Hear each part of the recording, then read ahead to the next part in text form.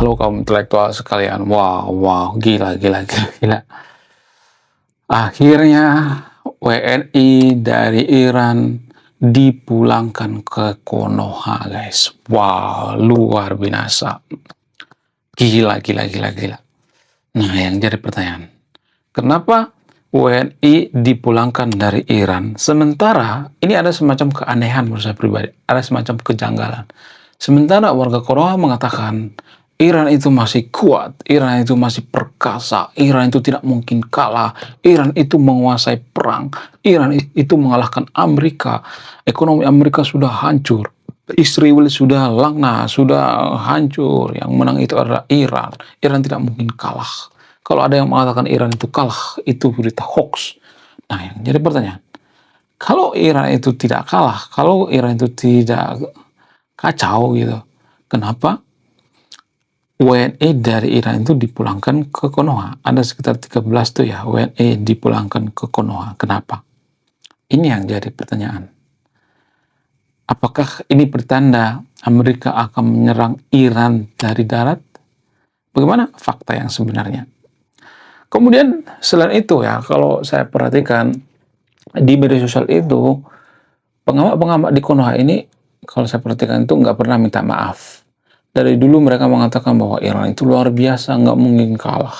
Karena Iran itu adalah titisan daripada negara-negara Persia gitu ya, Persia zaman dulu, titisan daripada Persia. Bahkan, mohon maaf ya, Pak Prabowo juga meleset prediksinya. Bilangkan Pak Prabowo, Pak Luhut Binsar Panjaitan, mohon maaf ya, saya yakin di sini banyak pendukung Pak Luhut Binsar Panjaitan. Pak LBP mengatakan Iran itu titisan daripada Persia, salah satu negara yang lama tidak dijajah gitu. Jadi saya yakin Pak LBP berpikir bahwa Iran itu tidak mungkin kalah. Nah, yang jadi pertanyaan, kalau WNI sudah dievakuasi dari Iran, itu artinya bahwa Iran itu sudah porak-poranda, sudah hancur. Itu indikasinya. Nah, yang jadi pertanyaan, kenapa Iran itu gagal jadi negara? Kenapa Iran itu porak-poranda? Kenapa Iran itu hancur? Kenapa warga Konoha tidak mengakui bahwa Iran sudah hancur? Apa alasannya? Ada satu alasan yang jarang dibongkar, nanti akan saya bongkar ya. Kemudian, selain itu, kenapa pengamat-pengamat yang ada di Konoha itu ya, pengamat abal-abal kompresor bocor yang tidak pernah minta maaf gitu. Harusnya kan minta maaf. Gue kemarin ngomong Iran itu menang. Gue kemarin ngomong bahwa Iran itu perkasa, nggak mungkin kalah dari Amerika dan sebagainya. Harusnya minta maaf dong ya. Tapi kalau saya perhatikan pengamat di Konoha itu nggak pernah minta maaf. Nah, itu artinya ya secara tidak langsung pengamat-pengamat di Konoha ini bukan orang yang bisa dipercaya. Kecuali Pak Rizal Malarangeng. Pak Rizal Malarangeng itu saya yakin dia berpihak pada umat muslim, tapi dia harus ngomong apa adanya, ngomong sejujurnya gitu ya. Dia bicara by data. Saya juga ngomong bicara by data. Dulu saya pernah memprediksi Ayatollah Ali Khamenei meninggal. Bahkan saya pernah mengatakan sekarang ini ya pasukan daripada Amerika sudah mulai latihan gimana cara menculik Ayatollah Khamenei. Saya pernah ngomong seperti itu. Nggak percaya nanti cek di video saya sebelumnya. Tapi nggak ada satupun yang percaya. Saya malah diolok-olok gitu. Malah diolok-olok warga Konoha gitu. Nah, bagaimana dengan Mojtaba Khamenei? Ya, konon katanya Mojtaba Khamenei itu masih hidup gitu Pak. Menurut keyakinan saya sudah modiar gitu. Kalau suatu saat dia muncul ke permukaan, saya juga harus minta maaf. Ya, harusnya pengamat-pengamat seperti itu guys ya. Harus berjiwa besar, harus introspeksi diri, harus jujur ya. Bukan berarti saya sih paling jujur ya. Saya juga bukan orang suci guys, tapi saya berusaha memberikan fakta yang jujur dan valid. Kemudian selain itu ada semacam kebocoran gitu ya, atau ada semacam sesuatu hal yang ditutupi selama ini, tapi sangat menentukan siapa yang menang dalam perang Iran dan Amerika ini. Ada satu hal tapi jarang disadari oleh warga Konoha. Bahkan pejabat-pejabat di Konoha juga meleset prediksinya seputar Iran. Apa itu? Jadi kalau saya bongkar ini, akan banyak warga Konoha nanti yang kejang-kejang kelonjatan berjamaah. Walaupun banyak orang kuno yang kejang-kejang kalau jalan berjamaah, saya akan tetap bongkar. Apa itu faktanya? Jangan skip ya guys. Faktanya adalah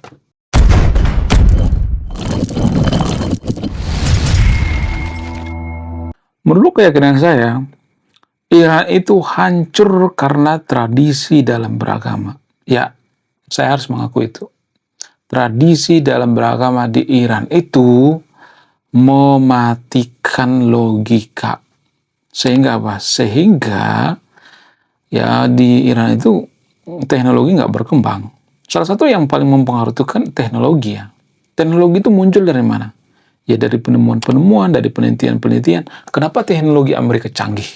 Itu bersumber dari mana? Apakah itu bersumber dari Konoha gitu? Apakah mereka pinjam video spirit dari Konoha gitu? Enggak kan? Mereka ciptakan sendiri. Ya, mereka bekerja gitu. Itu yang jarang kita pahami guys.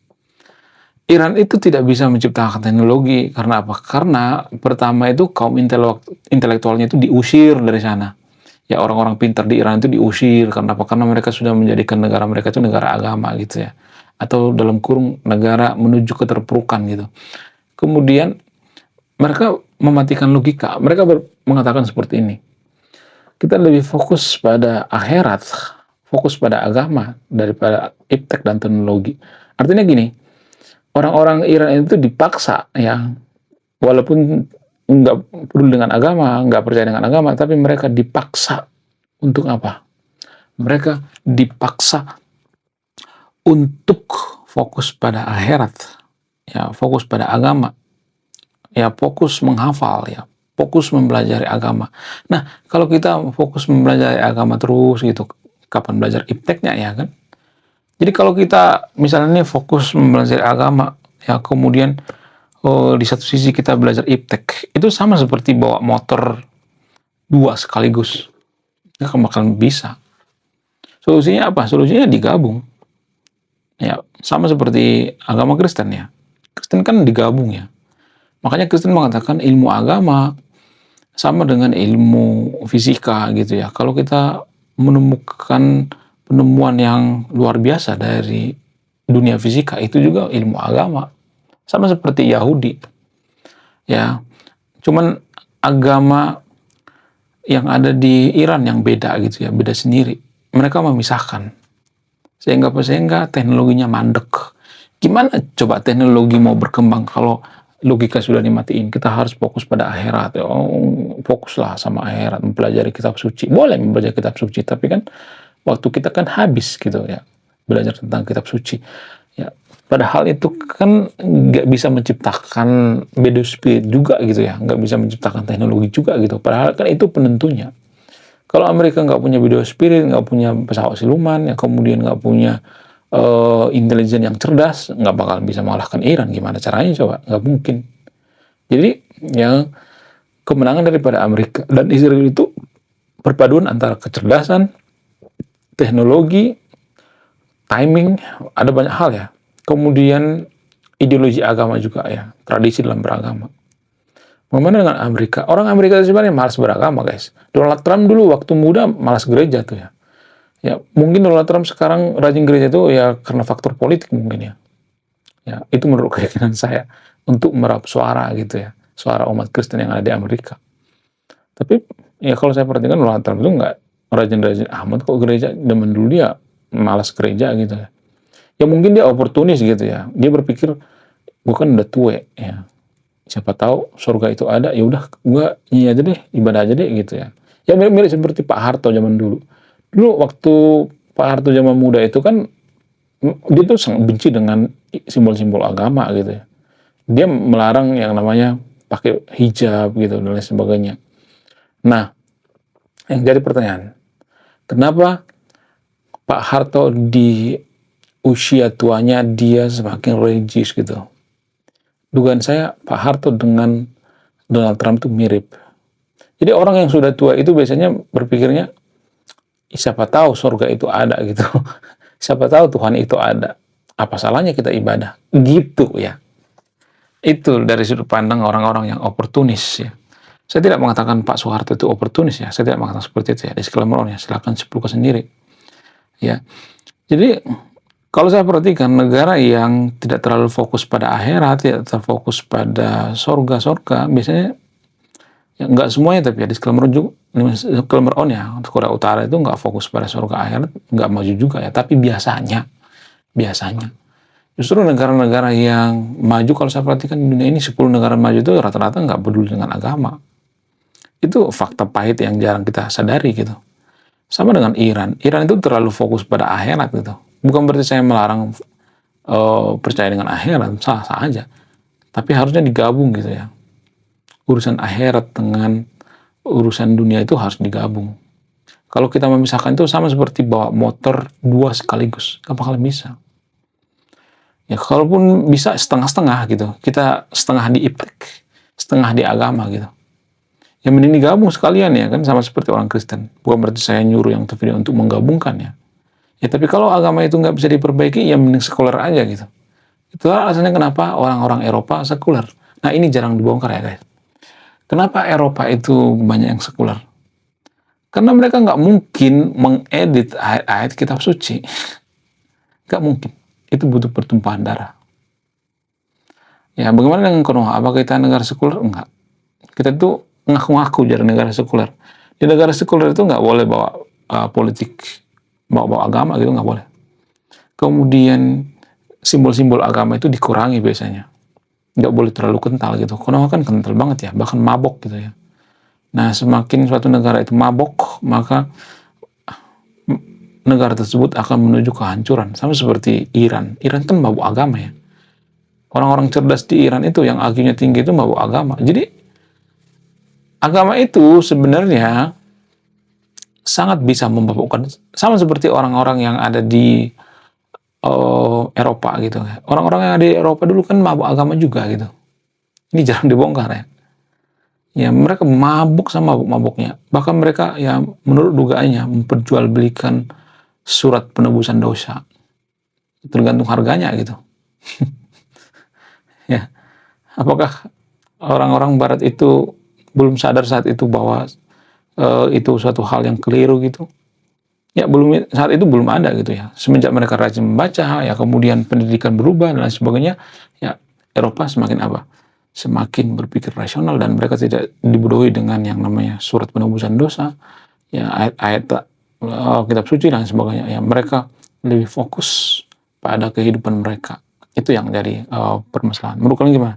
Coba tulis kolom komentar ya. Saya tidak akan berpihak di video ini ya. Anda yang memutuskan. Wah, gila, luar biasa. Akhirnya buku kedua dan ketiga gua rilis juga. Buku kedua gua ini judulnya Budi Tanpa Pekerti. Dari judulnya sudah menarik. Dan kisah daripada buku ini sangat-sangat dilematis sekali. Di mana karakter dalam buku ini bercerita, ada dua pilihan yang sangat sulit. Yang pertama, ketika seorang tokoh dalam buku ini tidak bawa-bawa agama saat kampanye, maka dia bisa dipastikan kalah. Tapi ketika bawa-bawa agama dalam kampanye, ketika dia bawa-bawa kalimat insya Allah, maka dia bisa dipastikan menang. Nah, yang jadi pertanyaan, kalau Anda di posisi karakter dalam buku ini, mana yang Anda pilih? Ini temanya sangat cocok dengan tema channel ini, bahas tentang agama. Kemudian tidak hanya ini juga menarik guys ya, Tanah Luka. Dari judulnya juga udah kelihatan ya, ini cerita penuh dengan luka. Dimana kisah dalam buku ini ada seorang kiai yang sangat-sangat dilematis. Dia bingung memilih antara menyelamatkan hutan atau menyelamatkan 1000 anak yatim. Jadi kalau Anda di posisi buku ini, mana yang Anda pilih? Nah, yang menarik dari kedua buku ini adalah menggunakan sudut pandang sastra Nobel. Kapan lagi ya kan baca buku yang setara dengan buku Nobel. Wow, luar biasa. Silahkan di check out sekarang juga. Kalau nggak di check out juga nggak apa-apa. Karena saya nulis buku itu bukan nyari duit sebenarnya. Ya, karena saya pengen berkontribusi terhadap kemajuan bangsa kita. Itu tujuan saya nulis buku ya. Jangan lupa, link pembeliannya ada di pin komentar video ini. Lalu bagaimana dengan di Konoha? Konoha dulu pernah mau dijadikan seperti China, tapi terlalu banyak orang yang percaya dengan tahayul sehingga susah gitu. Ya, siapa yang memulai itu dulu? Tan Malaka. Tan Malaka dulu kan pernah mengatakan, kalau kita jadi negara maju itu, ya Nggak boleh percaya dengan hal yang berbau tahayul gitu ya, sesuatu hal yang tidak masuk akal dan sebagainya. Namun masyarakat kita zaman dulu ya, zaman itu ya berpikir itu masih kolot banget ya, sampai sekarang juga berpikirnya masih kolot ya, makanya kita disebut dengan masyarakat AQ78. Jadi zaman dulu kan kita kan belum ada media sosial ya, jadi kita nggak tahu komentar-komentar daripada warga kono itu seperti apa. Jadi kalau misalnya nih ada pejabat misalnya nih yang berpidato atau kita bikin video misalnya, biasanya saya tuh mengalami sendiri gitu ya, komentar-komentarnya nggak semuanya tapi disclaimer on ya, ada yang nggak nyambung gitu. Dari situ saya mengerti, oh ternyata bener ya warga Konoha itu akhirnya 78. Karena sebelum ada internet kan belum ada penelitian kan, kita belum tahu gitu ya tingkat IQ seseorang itu ya. Dari komentar-komentar warga Konoha itu di media sosial itu kan baru ketahuan ya. Ternyata IQ kita tuh rendah banget ya. Nah itu tuh ya, itu yang menjadi permasalahan. Ya, kalau kita misalnya nih dipaksa jadi sekuler gitu ya, apakah kita bisa atau tidak? Nggak bisa. Ya sekuler itu harus dibarengi dengan IQ yang tinggi gitu. Kemudian agama jangan terlalu kental banget gitu, biasa aja gitu dalam beragama gitu. Bukan berarti bunuh-bunuhin orang ya, bukan ya. Jadi di Konoha itu sengaja orang yang sekuler itu di framing jahat, bunuh-bunuh orang gitu. Itu kekeliruan menurut saya pribadi. Menurut kalian gimana? Coba tulis kolom komentar ya, saya tidak akan berpihak di video ini. Sekian video ini, terima kasih sudah memahami, saya kaum intelektual, salam rasional.